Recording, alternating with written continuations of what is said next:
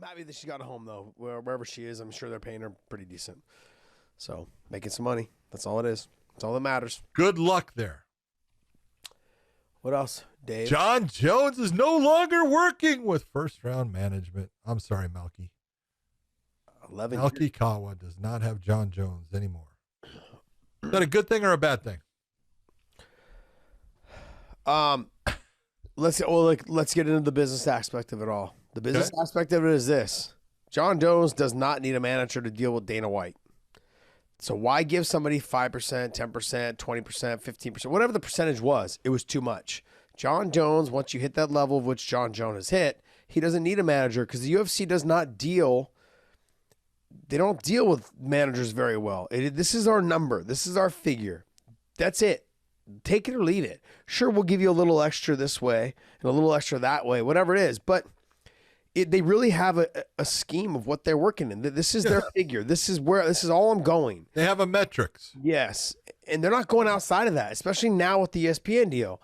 And so why would you pay Malky? And nothing against Malky. Okay, I'm sure he's a great manager. Why would you pay him anything? 5%, 10%, whatever it is, to do a job that John Jones can do him damn self. You already know you have no sponsors. You know, maybe get a sponsor. Like, you have no sponsors in the UFC. You have Venom. You have Monster and Venom. You know, that's it. There's nothing else. And sometimes they do that, PS or P23 snack company? P3 snacks or body armor. Yeah, something like that. So they can get those sponsors that are through the UFC. Yeah. And that's all. Like, you can negotiate those. Like, hey, you have to make sure that those sponsors sponsor me, which they would anyways because you're John Jones. You know, I mean, I would imagine, like, it'd be pretty obvious that they would sponsor him. There's no reason to pay a percentage to a management, knowing that all you're going to do is go to Dana White, and the deal that Malky's going to negotiate is the same damn deal John Jones is going to negotiate. It's true. Maybe it's going to, maybe I lost, a couple $1,000s here, but I gained it here. That's really what it's going to come down to. So there's no reason to have a manager. Not at that level anymore, I don't think. My opinion. Okay. What do you think? I think, it's happened too many times in the past. Guys reach a certain level within the sport, and they look and go, there's no reason for me to, I understand where I'm at in the sport. Being, especially with the UFC, they do have a metric that, they basically use for all their fighters. You can go outside of it depending upon, where you stand as champion, or if you're a special person with pay-per-view buys, you can get, more, but he's definitely not the first. There's been a lot of guys that have left their management or changed it over to someone that's a family member based upon it's not going to change having the manager. The only thing that's going to change is you're going to be paying that manager a percentage depending upon what it is. So. Yeah, I would never let anyone from my family manage me, ever. I don't give a crap. It's happened. Yeah, I know it has. But I mean, like, I would just negotiate the deal myself, and you just have to walk into the room just realizing that you know what your worth is, or you feel like you know what your worth is, and you have to be ready to swallow that pill. There you go. You're not worth that amount of money. And when you break down all the metrics of what it is, and you break down all the numbers and the figures, you have to look at it as a business point of view. Okay, look, I know what I made last fight, and I know what I feel like I can make for this fight. The Ngannou fight, let's just be realistic. He should make about $10 million for the fight, and he should be able to say plus pay-per-view. Plus pay-per-view. So let's say he makes probably about, I would say maybe about $15 million. I would say somewhere around there is what he would make. And I think that pay-per-view, depending on how well they stack the rest of the car, would probably break, I don't know if it'd break $1 million, be about probably... It would break $1 million. You think so? Yeah. I would say 850 to 1-1, somewhere in there. It really depends how many people... I mean, streaming now is just so easy for everybody. You know what I mean? So you really don't know. And it's worldwide. People are still in this shit. So it really would come down to how many people with how well they stack that card, and if they're going to put, and how many people are going to pay for it. That's what it came down to. Well, there's enough dummies out there like me that don't even know how to steal the stuff. So it really comes down to that pay-per-view would do anywhere between 1 to 1.5. You think so? I do. Yeah. Enough people would want to see it. And there's multiple reasons why. There's a ton of people that want to see John Jones fight as a heavyweight There's a ton of people that want to see John Jones get knocked out as a heavyweight, and they think Francis Ngannou's the guy that can do it. There's a ton of guys that want to see John Jones go up there and destroy Francis Ngannou and get a submission or ground and pound him. He's got that on both sides, and that's when normally you're going to make good money. Is people want to see you win and people want to see you lose, and that's not a bad thing. I think I was reading something though. John's only gone over a million views once. I think you're right. I think it was with DC. I think it was the first one, right? No, second one. Second one, okay. Yep. So so to think that he's going to go beyond 1 million, even though it's a heavyweight, it's a stretch for me. Again, it's the opponent also. Yeah. That's what changes it, because you can look at all those opponents that he had, and he was up in the 850s at time, a lot of times in the 5s, 6s, everything just kind of stayed, and then he had the one with DC. It did really well, and then the second one did really well. Mm-hmm. And you can go back and you can look at UFC 200, did really well. He was the guy that was the main event for it, but it got pulled. Yeah.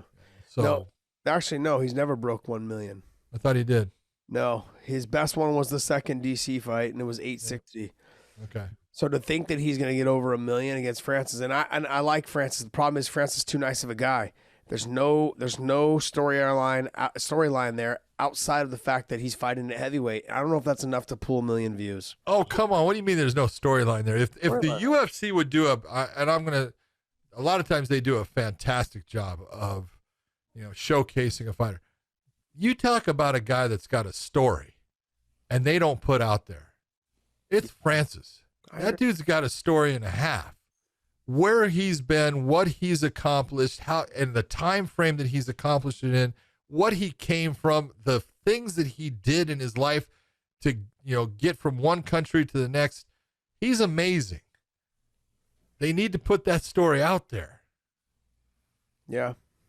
I'm not disagreeing with you. I'm simply telling you the storyline between the two fighters of them fighting is not there outside of it just being a heavyweight fight. I don't think it's going to break. I was thinking 850. But here, remember all the lead up? Remember the ESPN shit for the Jones Cormier 2? I'd spit in your face. I'd fucking kill you. Remember that? Yeah. That got 860. There is no damn way this fight is breaking. No. That was the first one. Was that spit in the face? That was after they had their little tussle in the MGM lobby. Right. Okay, that still only did 800. Yeah, I know. That's why, you know what I mean? Like, that only did 800. So let's when we get down to the real numbers, it's got to be a stacked card. Like, if they in this card that just happened last weekend, they're saying it only did about 700. That's insane. That card was. I don't know if it's because we were happy to have fans back. I was a nerd too, going, man, these two first fights of the night are fucking. No, it was good. Yeah, they were good. But I'm saying, like, the crowd, this is nuts. Yeah, I mean, they're fighting harder because of the crowd. I was in my mind, I don't know if that's what it was, but probably was. But that had so much hype behind it and only got 800. Francis is going to be nice to him. He's going to be like, okay, John, I respect you. Like, that's Francis. You're not going to get that. This is what people fucking love these days. They love all this drama bullshit. That's why that card did so well with DC both times. Francis ain't going to bring that drama. Francis is going to show it in the cage, and that's it. That may bring you up to about 800, 850. I don't think it will either. That card's going to have to be stacked. And I can see why now Dana's talking about, no, you're not worth that amount of money, whatever the number was. No, you're just being unreasonable. Well. So if they stack the rest of that card, but then here's the problem. When you stack the rest of the card, you're paying those guys and those females a ton of money as well. If I put other champions on there, they're making championship money as well. To have 3 title fights in one night, costly. You guys are fucking spoiled because it's a very expensive card. So 800,000 pay-per-views, sure, it seems like a lot, but it ain't a lot. You know what I mean? It's not a lot when you're paying the fighters they're making good money. But they're also got 15 fights on the card that they're paying as well. So it depends on how good the card is. All those fighters are making a shitload, a ton of money as well, making a decent amount. No matter what people say on fucking Twitter, okay, they're making good money. I don't know. I've seen those payouts. I think everyone's the all the act, and they want 5 fights a night, and then no one even comes to the fight until the main event. No one gives a shit about boxing before the main event. I don't give a crap about it. That's what you're gonna turn the sport into. I'm still see the fighters. I see older fighters still on there talking about all the act this, all the act that. My thought is a union. If you do a union for the fighters, they can meet with Dana and whoever else owns it and says, hey, let's like up our percentage. You said what? It's at 16% now? 17, I think. 17 now. So let's go up to 20. Another 3% of whatever it is. And then in a couple of years, we revisit this and go up to 24, 25. Let's work this as a unit and a team. Let's not just jump right to 30 and say, yeah, take it in the ass. Let's deal with this properly as, like there was, the PFL, or not the PFL, but the Pro Football, whatever their organization is called. Same thing with Major League Baseball. They all have it as well, but they come down to the table every time and they negotiate. And they say, hey, this is what we want. This is what we want to do.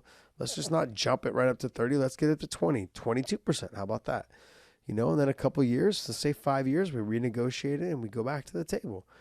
That's how you're going to handle business and going to make it easier for the UFC to kind of give in. You start trying to stick it to them for 30, they're going to say, fuck you guys. It's never going to go anywhere. They're just going to pay more politicians to say no. They do that. Anyways, all right, what else you got for us?